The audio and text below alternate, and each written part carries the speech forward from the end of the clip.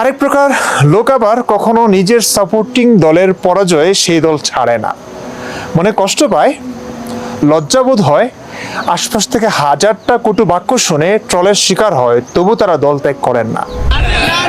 হার জিত আমি ব্রাজিলের সাপোর্টার, ব্রাজিলের জার্সি পড়তেই পারি না। জেতার কথা ছিল, দেখেন খেলায় হার জিত থাকবেই। হার জিত আমি ব্রাজিলের সাপোর্টার, ব্রাজিলের জার্সি পড়তেই পারি। কেউ কেউ ট্রল সইতে না পেরে করে, তবু পোল্টি মারে না, দল পরিত্যাগ করে না। যদিও দল ত্যাগ করা, এক দল ছেড়ে আরেক দলের সাপোর্টার হওয়াতে কোনো দোষ দেখছি না আমি। কারণ আর্জেন্টিনা ছেড়ে ব্রাজিল করলেও সমস্যা কি? ব্রাজিলও তো মানুষ, আর্জেন্টিনাও মানুষ। আর দুই দলেই যে যার মতো করে ভালো খেলবারই চেষ্টা করে, জিতারই চেষ্টা করে। তবে এই দল সমর্থন ও দল পরিত্যাগের যে মনস্তত্ত্ব, সেটি ধর্মের ক্ষেত্র দেখা যায়। পৃথিবীতে জ্ঞান বিজ্ঞান বিকশিত হওয়ার আগেই ব্যাঙের ছাতার ন্যায় অনেক অনেক ধর্ম গজিয়ে উঠেছিল। তাই আমাদের বাপদাদারা কোনো না কোনো ধর্মেরই অনুসারী হয়ে থাকেন। তো মানুষ যে ধর্মাবলম্বীর ঘরে জন্মায়, সেই ধর্মটিকেই সে নিজের ধর্ম মনে করে, সেই ধর্মেরই সাপোর্টার হয়ে যায় সে। তারপর এই ধর্ম যুক্তি ও বুদ্ধির বিচারে হেরে গেলেও কেউ কেউ এই ধর্মেই থেকে যায়, সপক্ষের খেলোয়াড় দল হেরে যাবার পরেও সেই দলে থাকবার মতো।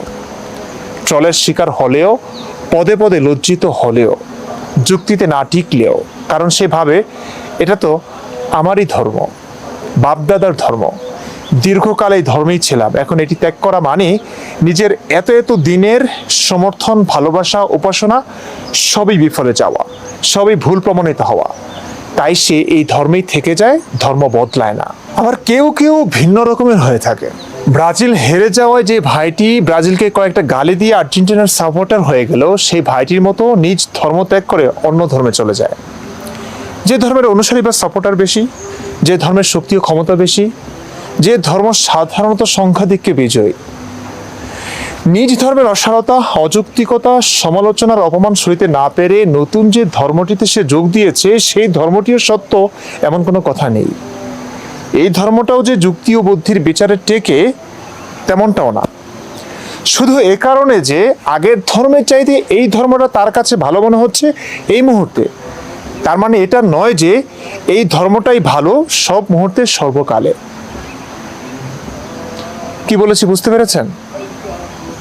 মানুষ এক ধর্ম থেকে আরেক ধর্মে চলে যায় এই কারণে যে নিজ ধর্মের অসারতা তার চোখে পড়েছে। অন্য যে ধর্মে সে কনভার্ট হয়, সেই ধর্মটা সম্পর্কে তার জানাশোনা ওরকমভাবে নেই, থাকে না। হয়তো দূর থেকে দেখে, বিকৃতভাবে দেখে, যেটা অসভ্য ছিল সভ্যভাবে উপস্থাপন করা হয়েছে, এমনটাই হয় ইসলামের ক্ষেত্রে অন্তত। তখন তারা ভাবে আমার ধর্মটা খারাপ, আমার হিন্দু ধর্মটা হয়তো এরকম, ইসলাম ধর্মটা হয়তো সুন্দর। যখন সে ইসলামে প্রবেশ করে, যখন ইসলামের সব কিছু সে জানে আগাগোড়া, তখন তার আর পথ থাকে না। তখন সে ভাবে যে না, যে ধর্ম ছেড়ে এসেছি, যে কারণে ছেড়েছি, এটা যে তার চাইতে মন্দ, এটা তার চাইতে খারাপ। কোনো একজন মানুষ দীর্ঘকাল ধরে একটা ধর্ম পালন করেছে, তারপর সে তার ধর্মকে ছেড়ে দিতেই পারে, অন্য ধর্ম গ্রহণ করতেই পারে। কিন্তু আপনি কোনো মুসলিম কেমন পাবেন না যে মুসলিম ইসলাম ছেড়ে দিয়েছে, সে না বুঝে ইসলাম ছেড়ে দিয়েছে।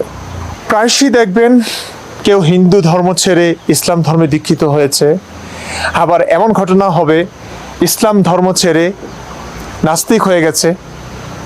দেখেননি? অনেক দেখবেন। এটা আসলে প্রমাণ করে না যে যে ধর্মটি সে ছেড়েছে সেটি আসলে মন্দ ছিল, আর যে ধর্মটি সে গ্রহণ করেছে সেটি ভালো ছিল। অনেকেই না বুঝে কোন একটা ধর্ম গ্রহণ করে। হ্যাঁ, ধর্ম ছাড়বার একটা কারণ থাকে, তার কোনো কারণে ভালো লাগেনি, সেই ধর্মে সে স্বাধীনতা পায়নি, কিংবা সেই ধর্মের অনেক অসার অবাস্তব জিনিস সে দেখেছে, সেই কারণে সে ধর্ম ছেড়েছে। কিন্তু যে ধর্মটা গ্রহণ করে, সেই ধর্মটা সম্পর্কে সে কতটুকু জেনে বুঝে গ্রহণ করে। কখনো দেখা যায় কোনো একটা মানুষকে ভালো লেগেছে, আমি অনেক দেখেছি, ভালোবাসার ক্ষেত্রে আসলে কোনো ধর্ম বাধা হয়ে দাঁড়ায় না। ধর্ম দেখে ভালোবাসা হয় না, ভালোবাসে, আমার কাউকে ভালো লাগলো সে আমার ধর্মেরই হতে হবে তা নয়, আমার হয়তো অন্য ধর্মের একটা মানুষকে ভালো লাগলো। তো এখন সে যদি আমাকে বলে যে না, আমাকে ভালোবাসতে হলে, আমাকে পেতে হলে আমার ধর্ম তোমাকে গ্রহণ করতে হবে, তখন আমি ভালোবাসার জন্য হয়তো তার ধর্মটা গ্রহণ করলাম।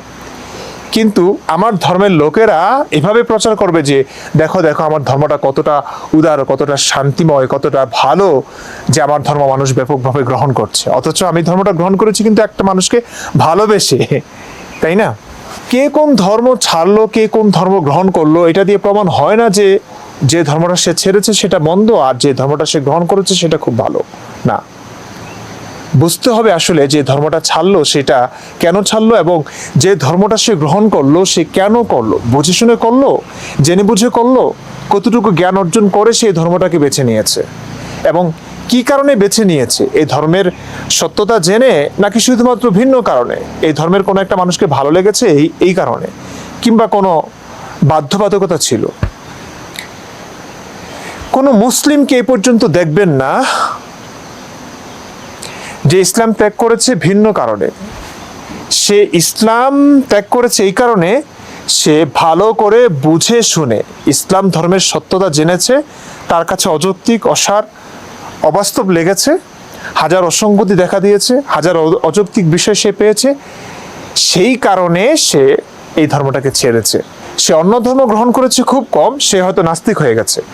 কোনো মুসলিম তার নিজ ধর্ম ছাড়লে চোখ বুঝে আপনি ধরে নিন সে আসলে খুব জ্ঞানী, সে তার ধর্ম সম্পর্কে অন্তত জানে। অন্য ধর্ম সম্পর্কে তার জানাশোনা কতটুকু সেটা বলা যায় না, তবে ইসলাম ধর্ম যে সে বুঝে শুনে ছেড়েছে 100% শিওর।